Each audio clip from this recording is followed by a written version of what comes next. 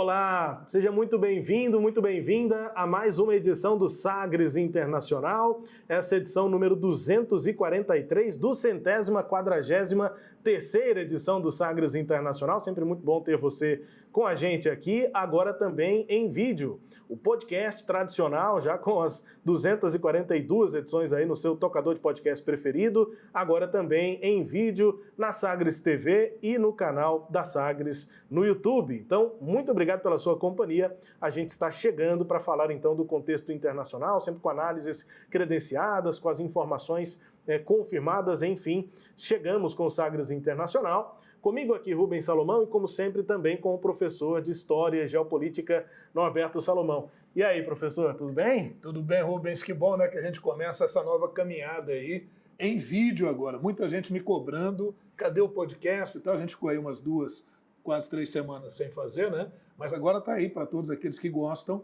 de compreender um pouquinho do que rola pelo mundo, fazer aquela nossa análise internacional, né? É isso, vamos que vamos, e com os destaques desta edição, você vai conferir, né, o racismo e a história dos direitos civis nos Estados Unidos. A Argentina, a saga do peronismo, depois da última eleição nesse ano de 2023, com a chegada da ultradireita. Venezuela e Guiana em rota de colisão, por conta de uma região chamada Essequibo. A Alemanha registra alta de 320% de incidentes antissemitas. Mães da Praça de Maio fazem primeiro ato contra o presidente eleito da Argentina, Javier Milei, e a morte do emblemático diplomata Henry Kissinger.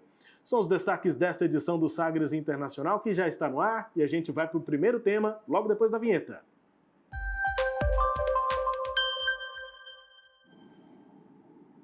I have a dream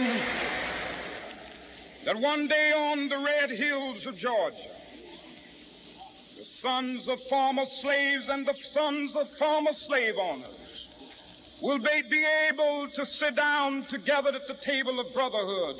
I have a dream that one day, even the state of Mississippi, a state sweltering with the heat of injustice, sweltering with the heat of oppression, will be transformed into an oasis of freedom and justice. I have a dream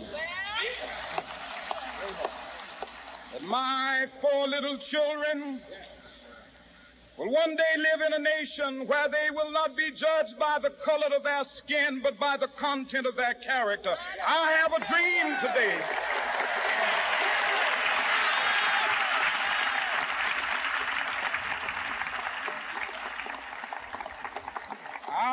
a dream that one day down in Alabama, with its vicious racists, with its governor having his lips dripping with the words of interposition and nullification, one day right there in Alabama, little black boys and black girls will be able to join hands with little white boys and white girls as sisters and brothers. I have a dream today.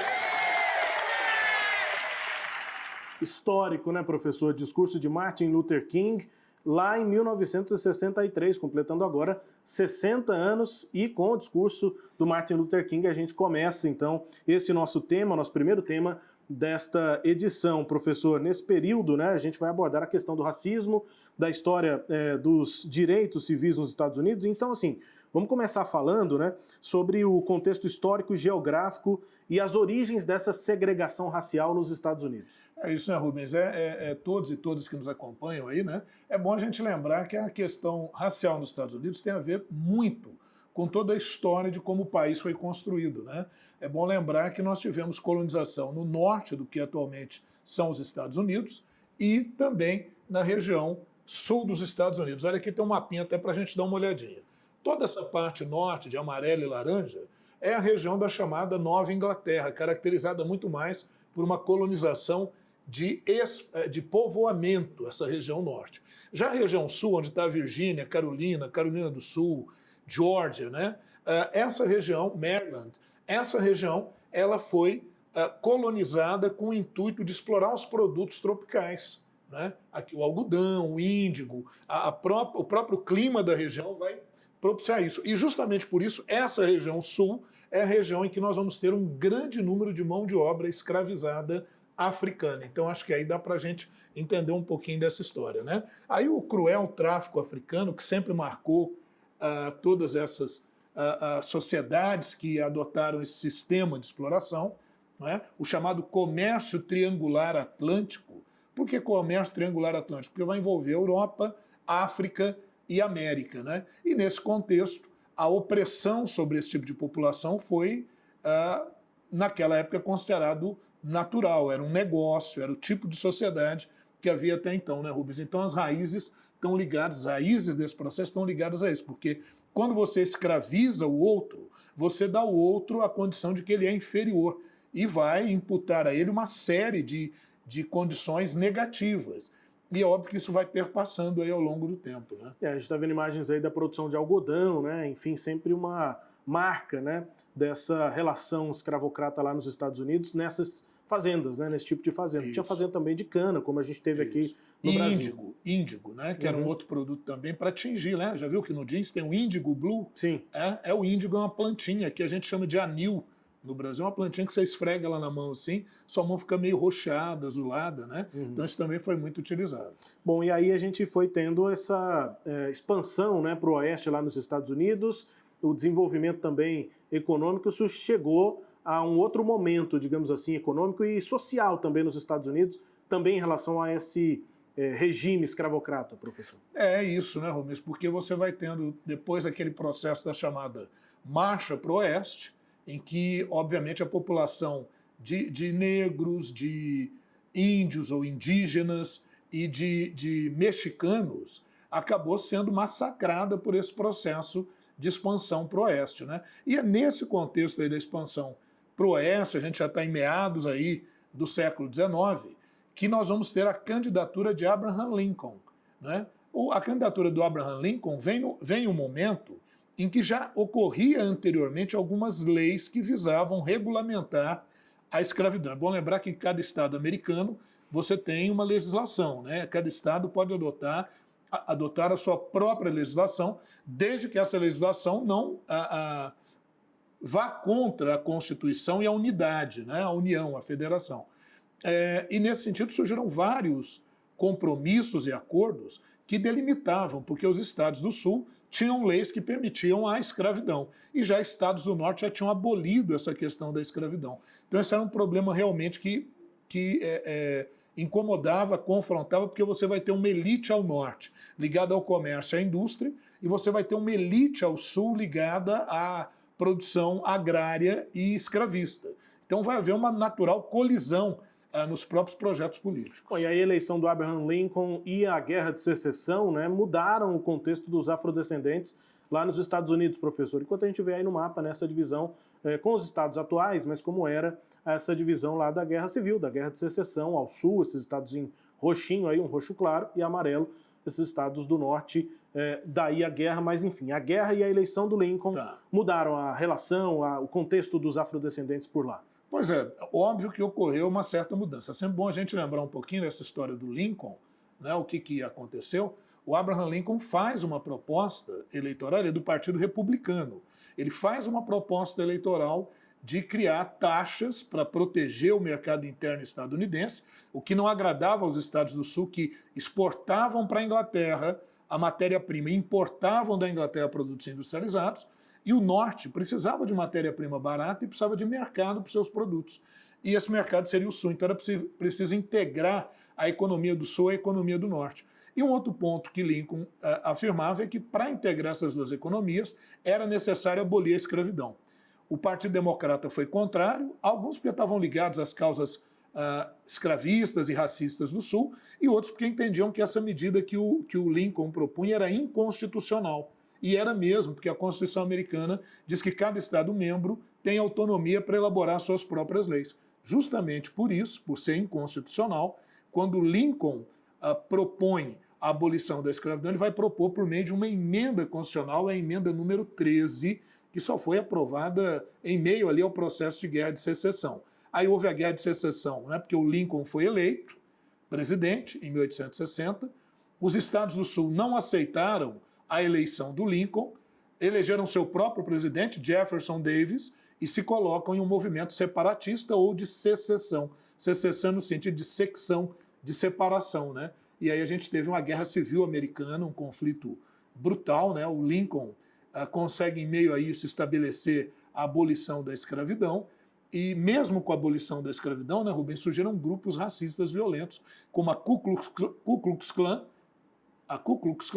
e os Cavaleiros da Camélia Branca, né, que vão perseguir negros, que vão tentar coibir os direitos dos negros. Mesmo assim, em estados do sul dos Estados Unidos, até os anos 60, ainda prevaleceram leis bem racistas. Nós temos um marco que são as chamadas leis Jim Crow. Jim Crow é referência a uma música que um cantor do século XIX falava e fazia, de certa forma, uma sátira dos negros. Ele fazia o blackface.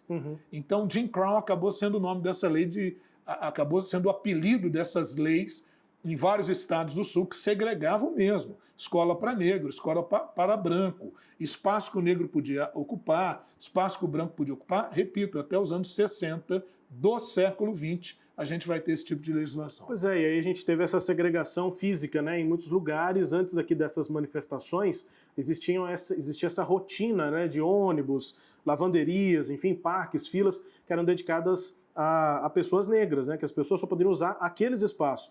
Uma imagem anterior dessas que a gente já chegou até a colocar aqui no telão, mas a gente não abriu a tela, tá vendo aí, ó? Destinado exatamente para os negros, né? Antes disso tinha inclusive uma fila ali, um lugar onde comprar o ticket, né, para pegar um ônibus, enfim, tinha lá o lugar destinado, olha lá, colored waiting room, tem um lugar de esperar, né, o ônibus ali, o transporte público, só para pessoas de cor, né, como se falava na época. Professor, e aí, sem dúvida, essa questão da segregação racial é terrível, é dramática, né, pensar que isso já existiu nos dias de hoje, mas então vamos falar sobre esses movimentos sociais contra a segregação racial. Eu acho que a gente pode fazer uma evolução histórica desses movimentos, começando, óbvio que ocorreram coisas antes, mas em 1955, o caso da costureira Rosa Parks, em 1955, em Montgomery, no Alabama, ela toma um ônibus, né, depois de um dia de trabalho, e cansada ela se senta onde os negros deveriam sentar, porque tinha uns lugares específicos para que os negros se sentassem. E só que 3 pontos depois o ônibus encheu muito. E a lei do estado do Alabama dizia que quando o ônibus estava aí mais cheio, os negros tinham que ceder lugares aos brancos. Ela se recusou a ceder esse lugar, foi presa por isso, né? Perdeu o emprego e teve o apoio do pastor batista Martin Luther King. Então, um marco essa resistência da Rosa Parks, né? Um marco inicial. Pois é, e aí a história por direitos do Martin Luther King, né? É incrível, né? Interessante observar também que o Martin Luther King atuou de uma forma pacifista, né, professor, nesse processo que era de confronto pela busca dos direitos civis. É isso, né? Essa questão da Rosa Parks levou a uma grande passeata e a um boicote ao sistema de transporte naquela região e em outros lugares dos Estados Unidos, que durou 382 dias. E o grande líder, o pastor batista Martin Luther King, né? O Martin Luther King, que você disse bem, é uma luta pacifista, ele se inspira muito nos ensinamentos do cristianismo e no Satyagraha, Satyagraha lá do Mahatma Gandhi da Índia, que é a questão da desobediência civil e da não violência. Quer dizer, eu não vou respeitar as leis que me oprimem, mas quando vierem me prender, eu não vou opor resistência. Assim era o movimento do Martin Luther King. E justamente por isso, Rubens, ele foi o homem mais jovem a ganhar o Prêmio Nobel da Paz, né, em 1964, ele com 35 anos, ele ganha o Prêmio Nobel da Paz e a sua luta, sem dúvida, foi fantástica. Infelizmente, o Martin Luther King acabou sendo assassinado em 1968, uma trama muito complicada, porque o chefe do FBI, o Edgar Hoover, perseguia esses movimentos negros, chegou a criar um dossiê muito questionável sobre o Martin Luther King, querendo envolvê-lo em escândalos, inclusive sexuais, para, obviamente, quebrar a imagem do Martin Luther King, e ele acabou sendo assassinado, mas o indivíduo que o assassinou acabou depois negando, mas passou para a história essa versão. Né? Pois é, e além não, né? Diferente do movimento pacifista do Martin Luther King, Malcolm X, né, os Panteras Negras, enfim, tinham um jeito de pensar essa luta, né, professor, bem diferente desse do Martin Luther King. Fala um pouquinho sobre o Malcolm X. Pois é, Rubens, é verdade. O Malcolm X, aí já é um outro líder de movimento negro, ele teve uma juventude muito conturbada, acabou sendo preso e na cadeia ele conheceu Elijah Muhammad, que era do islamismo, e ensinou a ele que os negros dos Estados Unidos, muitos não sabiam qual sua etnia, sua origem, mas vieram da África e de uma África, em grande parte, que era islamizada. Então o Islã seria um elemento de libertação do povo negro americano, do povo afro-americano. E o Malcolm X, né, era Malcolm Little, mas adotou o X, esse X no sentido de um nome vago, um nome qualquer, mas que levaria às origens perdidas do povo africano, e o Malcolm X vai se aliar a esse grupo, né, que se chamava Nação do Islã. Só que com o tempo o Malcolm X vai mudando também a sua perspectiva e acaba rompendo com Elijah Muhammad, até porque são descobertos casos de adultério do Muhammad, então o Malcolm X fica muito frustrado com isso, rompe com esse processo. Em 1964 ele faz uma peregrinação, o Hajj, a Meca, na Arábia, e depois quando ele volta dessa peregrinação, ele já rompe com a nação do Islã, né, o que gera uma série de violências contra ele rompe com a nação do Islã, cria outras entidades de linha islâmica, mas a visão, como você bem disse, do Malcolm X, não era a mesma linha pacifista de Martin Luther King, mas sim de uma reação, se necessária até violenta, e isso inspirou o movimento dos Panteras Negras, aí um movimento, sim, de negros vestindo jaquetas de couro, andando armados, e que se propunham a uma luta da América Negra contra a América Branca. Também o símbolo do punho cerrado para cima. O símbolo do punho cerrado, que não é do Malcolm X, mas é desse movimento que derivou dos Panteras Negras. Infelizmente, né, Rubens, o Malcolm X também foi assassinado, até antes do Martin Luther King, em 1965, houve o assassinato do Malcolm X, muito provavelmente por alguém ligado à nação islâmica com quem ele rompeu. E a curiosidade, o Malcolm X, depois dessa peregrinação à Meca, ele muda o nome dele, né? Ele passa a chamar El-Hajj Al-Malik Sabash, né? Passa a ser o nome do Malcolm X. A gente fez assim um histórico, né, desses movimentos civis lá nos Estados Unidos, e isso, apesar de muito avanço, continua sendo uma das marcas, não só lá da sociedade norte-americana, né, dos Estados Unidos, mas também praticamente aqui do mundo ocidental, né? O racismo ainda é um desafio tanto para a gente aqui na América do Sul, na Europa, enfim, isso continua sendo um desafio importante. E aí a gente teve recentemente o movimento Black Lives Matter, né? As vidas negras importam, e a gente vai, claro, aqui no Sagres Internacional e no Sistema Sagres, continuar acompanhando o desenrolar desse momento atual, mas Sim. também olhando para o passado, entendendo como esse processo chegou até aqui. Agora, Rubens, o importante de tudo isso é entender que esses movimentos, e que muitas vezes tiveram contundência, eles foram fundamentais para garantir os direitos civis dos negros nos Estados Unidos, mas uma luta, como você bem disse, ainda prossegue. É isso, o Sagres Internacional vai continuar acompanhando os próximos passos dessa luta pela igualdade racial.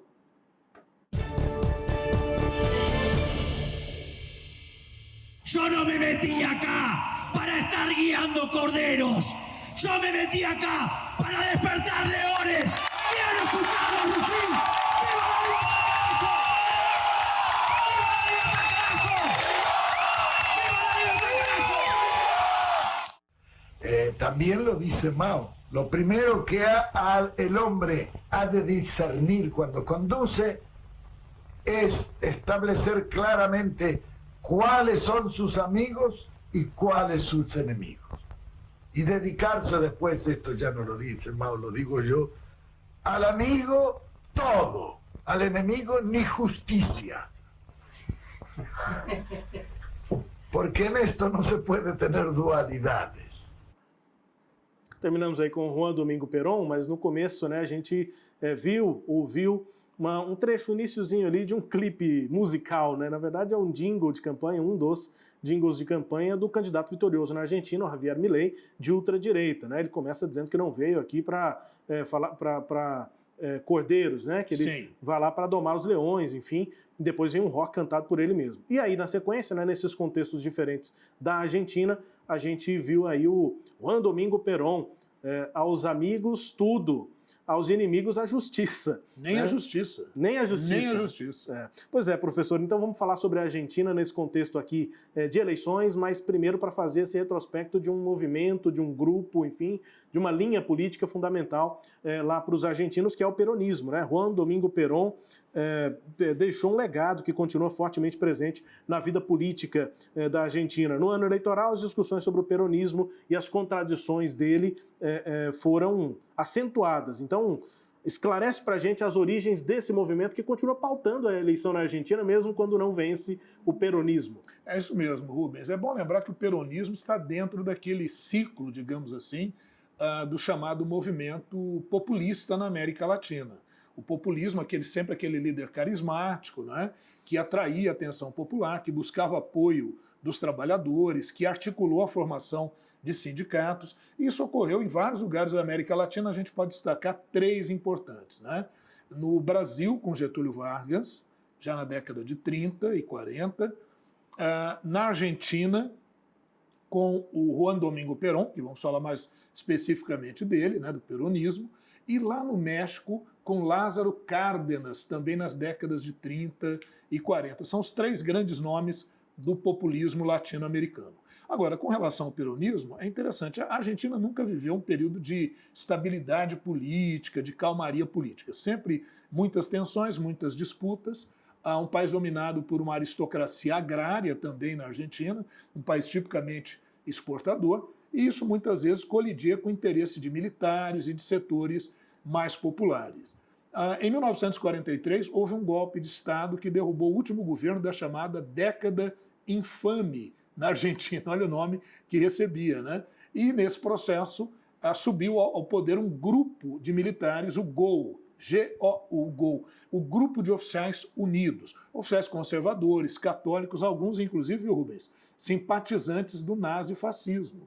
E entre esses oficiais estava Juan Domingo Perón, que assumiu primeiro como ministro da Seguridade Social, e ali ele se aproximou muito das classes trabalhadoras, acabou criando uma política importante, gerando algumas medidas muito importantes, como salário mínimo, como abono de Natal, ou como queiram, 13º, né, que similar aqui ao nosso 13º, e isso teve um impacto muito grande. Só que essa aproximação do Perón com os setores populares não foi bem visto por alas conservadoras. Então eles decidem derrubar o Perón do seu cargo. Primeiro afirmam que ele está doente, internam o Perón. Depois fica clara a sua prisão. E nesse período o Perón já havia conhecido Eva Perón. Né? E a Eva Perón se conheceram inclusive porque houve um terremoto na Argentina e para cuidar daquelas vítimas do terremoto, o Perón chamou artistas e tudo, e Eva Perón era uma atriz de radionovelas, uma locutora de rádio e tudo, teve uma infância muito pobre, então conhecia bem as dificuldades do povo, e a Eva Perón conduziu então um grande movimento popular pela soltura do Perón. E realmente o Perón não só foi solto, isso em 1945, como acabou sendo candidato à presidência da República com o apoio da Eva Perón, que já começava a se constituir como a mãe dos pobres, a mãe dos descamisados, como os argentinos costumavam falar. Né? Assim nasce, viu, Rubens, o peronismo, ou também justicialismo. Então, só uma prévia aí de como é que surge esse movimento. Pois é, e aí o movimento político foi reforçado por essa imagem, né, pelo peso da Evita Perón no processo. E conseguiu se reeleger em 1951 com 62% dos votos. Mas esse segundo mandato não teve o mesmo sucesso do primeiro mandato, né, professor? Não teve o mesmo sucesso porque vamos entender que a fórmula do populismo ela foi se desgastando ao longo do tempo. Se você me pergunta por quê, parece ser um pouco simples a explicação, né? É porque o governo populista ele funciona quando os setores trabalhistas e populares são carentes de tudo, eles não tiveram nenhuma medida. E o próprio setor empresarial está precisando de alguém que faça ali o intermédio com esses setores populares, que muitas vezes podem adotar posturas mais radicais.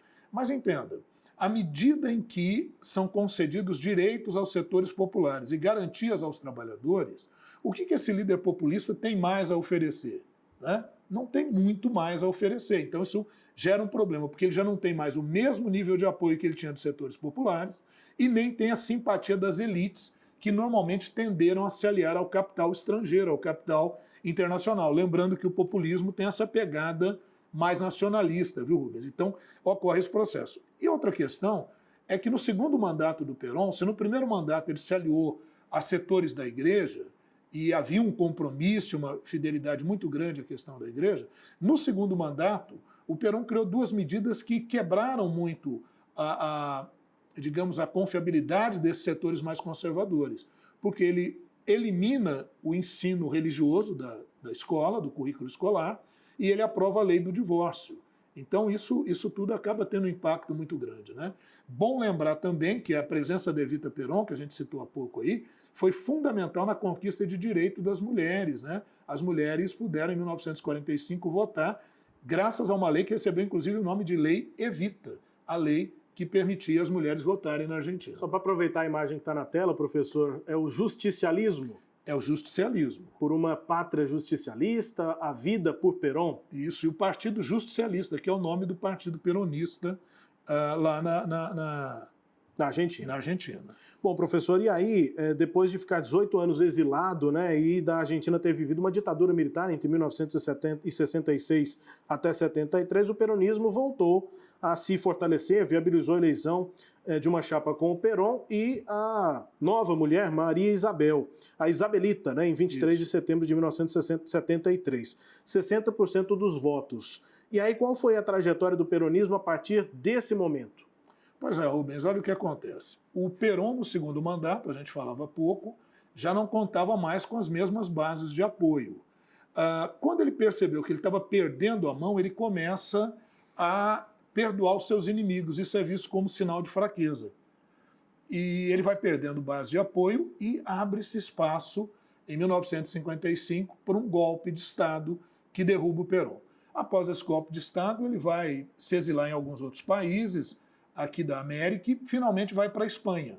Enquanto isso, surgem grupos radicais, destacar aqui o grupo dos Montoneiros, né? Um grupo que chegou a usar a guerrilha armada, assaltos a bancos, enfim. E esse grupo, as pressões desse grupo, mais as crises econômicas do início dos anos 70, levam à queda do governo dos militares e permite a volta do Perón como candidato à presidência da República, tendo como vice sua esposa Maria Estela, mas também chamada de Isabel ou Isabelita Perón. Só que aí não repete o mesmo sucesso da dupla Perón-Evita.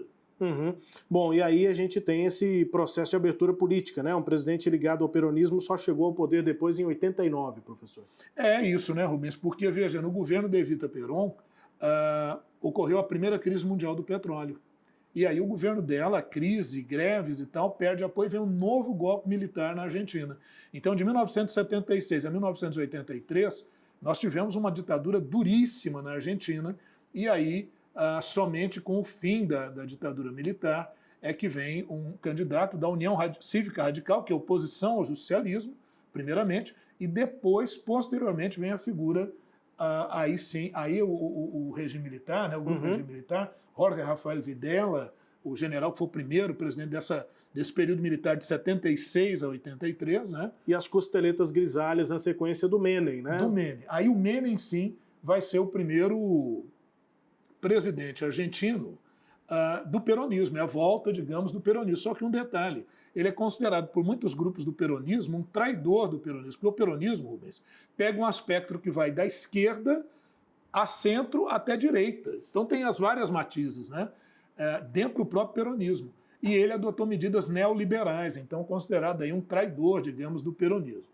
E aí a gente tem na sequência, né, o Menem, depois o Néstor Kirchner, a Cristina Kirchner e, por último, o Alberto Fernandes, todos esses peronistas, professor. Lembrar que o Néstor Kirchner e a Cristina Kirchner tiveram uma pegada mais à esquerda, naquela onda rosa ou vermelha, que alguns chamam, que ocorreu São aí. os que estão no centro da imagem ali, antes o Menem, a gente já viu as costeletas grisalhas chamou a atenção, sim. Depois o Nestor, depois a Cristina e por último o Fernandes. E por último, a eleição agora mais recente do Alberto Fernandes já se caracterizou com um racha do próprio peronismo, né? Porque o grupo kirchnerista não gosta do Alberto Fernandes. Então isso já gerou um racha, tanto é que nessas últimas eleições, o que a gente observou, em que o Javier Milei foi eleito, o que a gente observou foi a crise total do peronismo. A Cristina Kirchner não participou do processo eleitoral, se absteve do processo eleitoral, e o próprio Alberto Fernandes não quis concorrer à reeleição.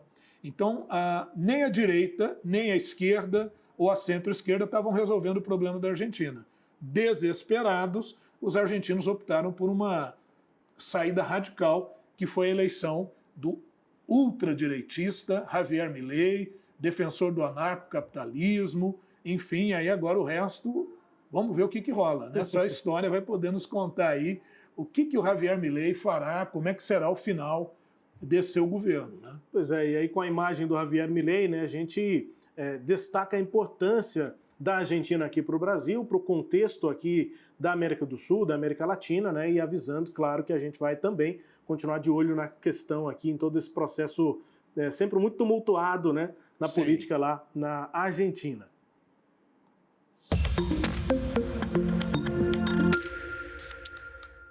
Estamos ahorita en la Unión Nacional por la recuperación de la Guayana Esequiba, para parar los abusos de la ExxonMobil, parar los abusos del presidente de Guyana, títere de la ExxonMobil, títere provocador de la ExxonMobil, para parar los abusos que pretenden el Comando Sur de los Estados Unidos.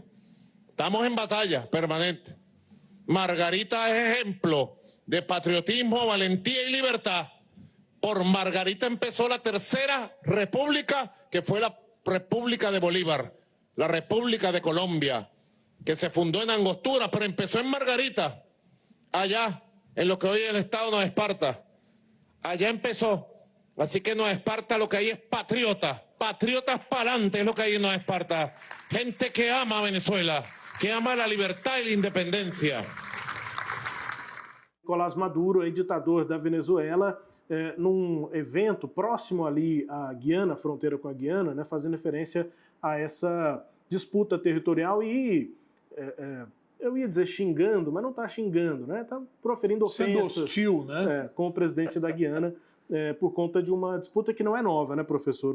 A Venezuela pretende anexar o território, um território numa região que pertence atualmente à Guiana, mas parece que essa questão já acontece já há muitos anos. O que é que acontece ali nessa fronteira entre Venezuela e Guiana? Mas é importante, nesse caso, a gente fazer sempre um retrospecto histórico da situação. Vamos lembrar o seguinte, a gente está vendo aqui Suriname, Guiana, se fôssemos um pouquinho mais aí à direita do vídeo, teríamos a Guiana Francesa, eu nem coloquei, está cortado porque a Guiana Francesa não é um país, mas vamos lembrar o seguinte, quando a Espanha descobriu em 1492 a América, descobriu entre aspas, né? Conquistou, porque você só descobre onde não tem habitante. Já tinha habitantes aqui, foi um quadro de conquista. Isso em 12 de outubro de 1492, com Cristóvão Colombo. Portugal já levantou a lebre e falou, epa, não, essa região aí a gente já conhece. Conheço, não conhece, para evitar uma guerra que não era interessante para essas potências ibéricas, o que aconteceu? Nós tivemos o Tratado de Tordesilhas em 1494.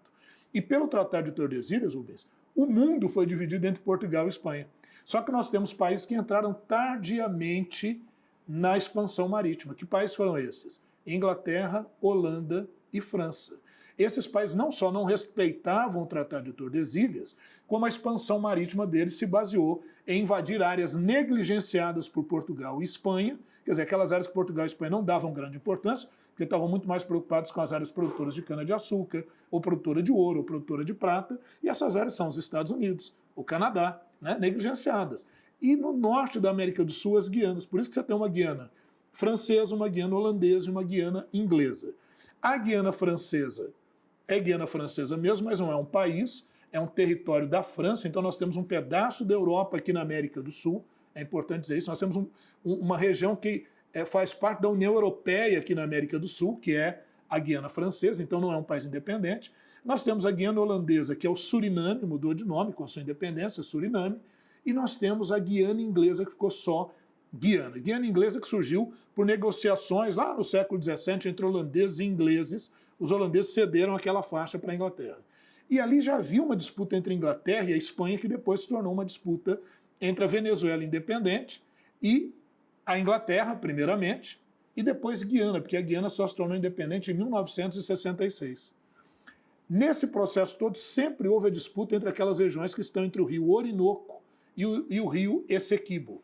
Essa é a famosa região de Essequibo, só para dar o detalhe, rica em ouro, em manganês, em bauxita e petróleo e gás. Então, obviamente, com o tempo, essa região vai ser alvo de cobiça. Em 2015, descobriu-se assim, uma quantidade grande de petróleo na região.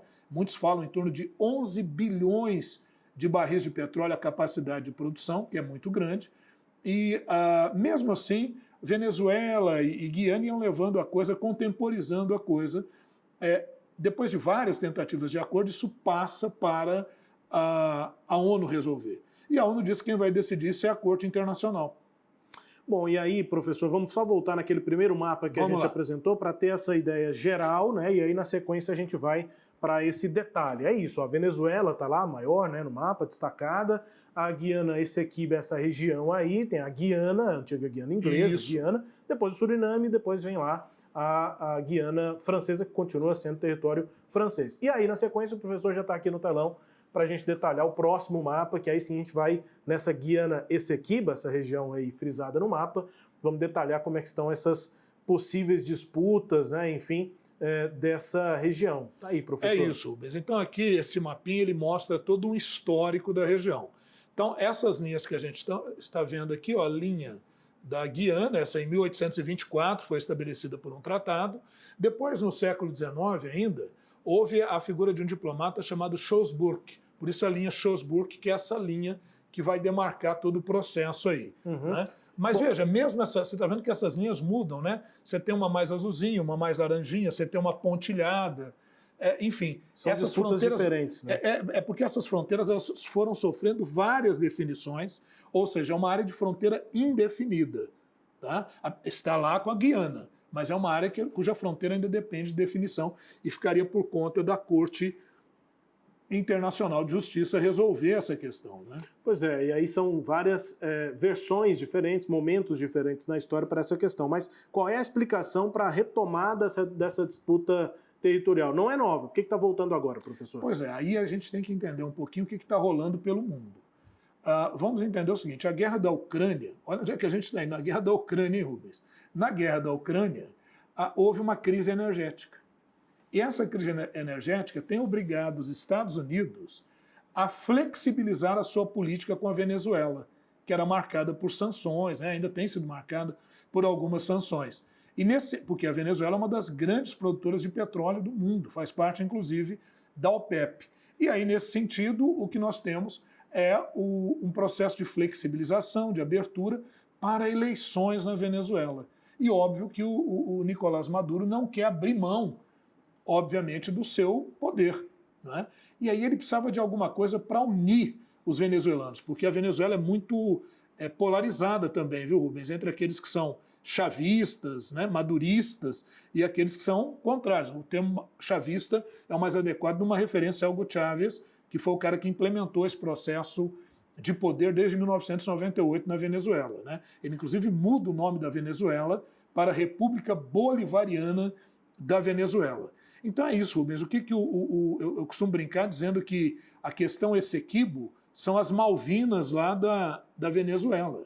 Porque lá no governo militar da Argentina, quando houve o processo de crise do regime militar, os militares tentando ainda se segurar no poder, arrumaram um elemento patriótico que era a disputa com a Inglaterra pelas Ilhas Malvinas ou Falklands. E desta feita, aqui na Venezuela, o Maduro está fazendo algo similar, porque se tem uma coisa que parece unir os venezuelanos, é a busca pela anexação desses 160 mil quilômetros quadrados de extensão. Veja bem que a pretensão da Venezuela é a seguinte, a Guiana é dividida em 10 províncias. A região de Essequibo corresponde a 7 dessas províncias, 74% do território da Guiana. Bom, professor, a Corte de Haia, né, já se manifestou contra qualquer ação da Venezuela no sentido de um conflito, né, de executar, de fato, ações para anexar essa região, enfim, já essa manifestação, mas né, o Nicolás Maduro, a gente sabe, teima, digamos assim, né, ele vai insistindo. Se acontecer um conflito, a Guiana pode se defender, ela conseguiria se defender? E outra, como é que seria, ou como deveria ser o posicionamento do Brasil, tanto nessa questão agora de ameaças, mas também num eventual conflito lá entre a Venezuela e a Guiana? Pois é, Rubens, olha o que acontece. Óbvio que o exército venezuelano, considerado até um dos mais bem armados aqui da América do Sul, até porque teve o apoio da Rússia, do Vladimir Putin. Né? E teria ainda mais apoio, quer dizer, mais armas, aviões, enfim, poderiam chegar aí para a Venezuela. A população muito maior da Venezuela, a população da Guiana é pequena, não conseguiria fazer frente sequer à população venezuelana, e o exército da Guiana não tem grande consistência. Então, no caso de uma guerra só entre os dois países, a Guiana não teria a menor chance. Só que tem um detalhe que eu acho importante a gente revelar. Quem explora o petróleo na Guiana é a ExxonMobil, que é uma empresa norte-americana e, portanto, envolveria os interesses dos Estados Unidos. E a Guiana ainda faz parte do chamado British Commonwealth of Nations, a Comunidade Britânica das Nações. Então poderia atrair também para essa guerra o Reino Unido. Então não seria nada interessante. Outro detalhe importante é que toda aquela região que a gente viu ali no mapa, ela é marcada por uma densa floresta amazônica.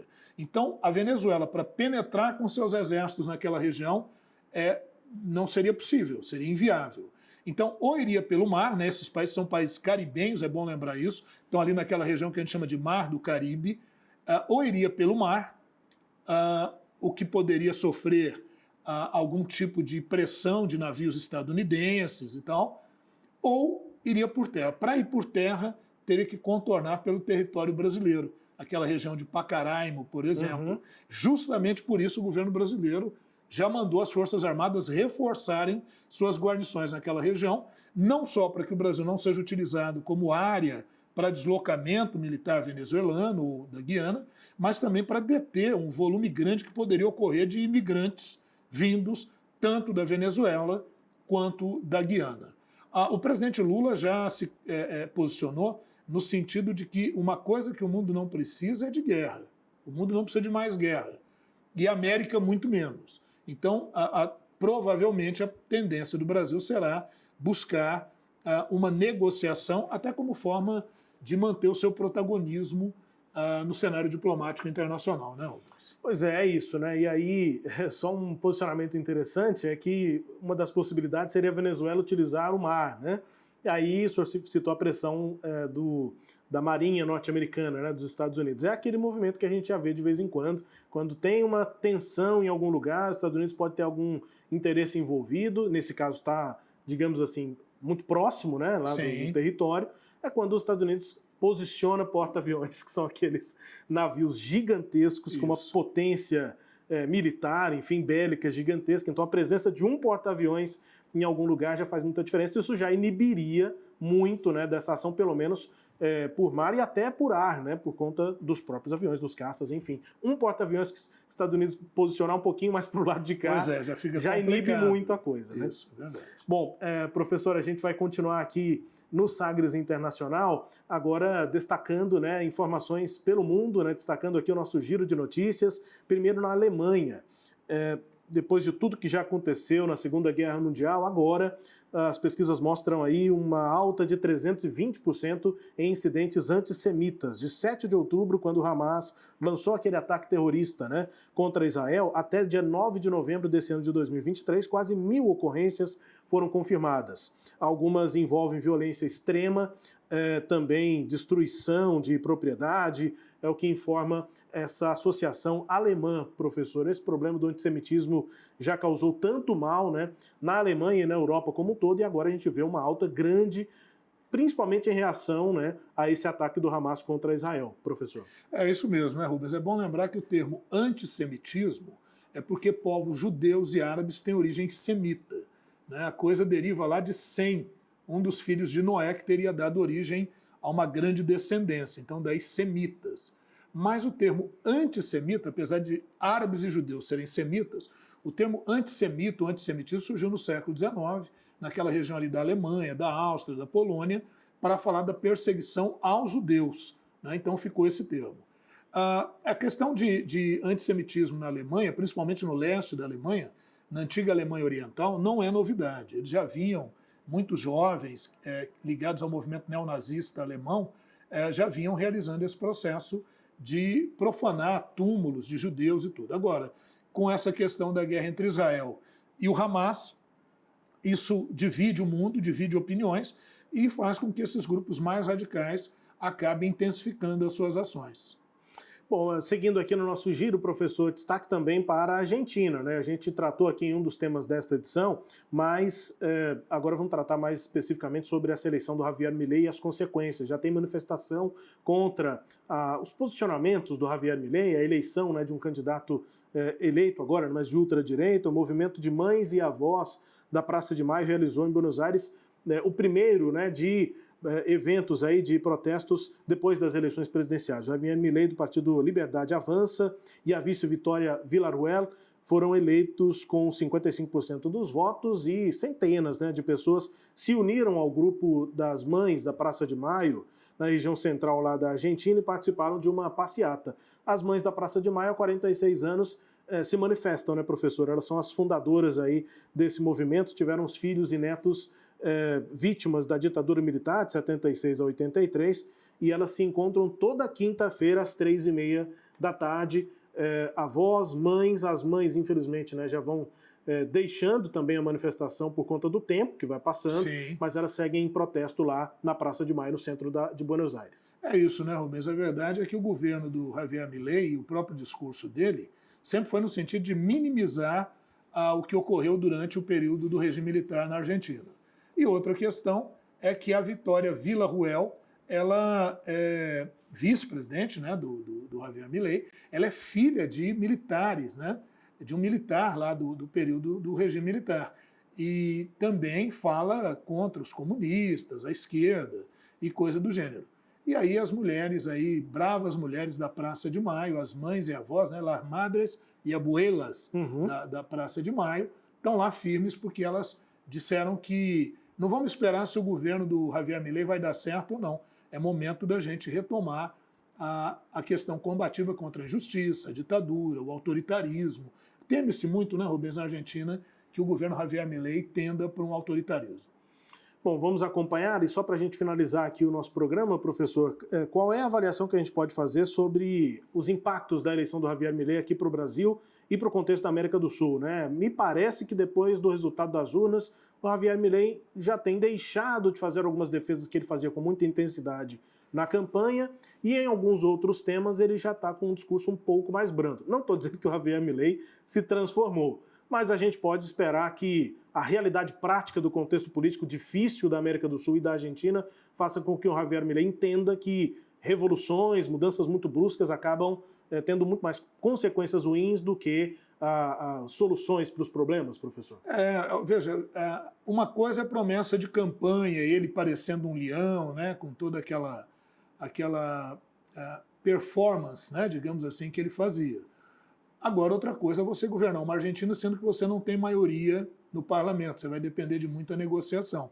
Então, sim, o Javier Milei começa a flexibilizar parte do seu discurso, aquela coisa de acabar com o Banco Central, dolarizar a economia. O próprio ministro da Economia que ele nomeou não é favorável a esse tipo de ideia. É um liberal, né, dentro daquela perspectiva liberal e de defesa efetiva do modelo de mercado, mas não é favorável a esses arroubos aí mais ousados que o Javier Milei propõe.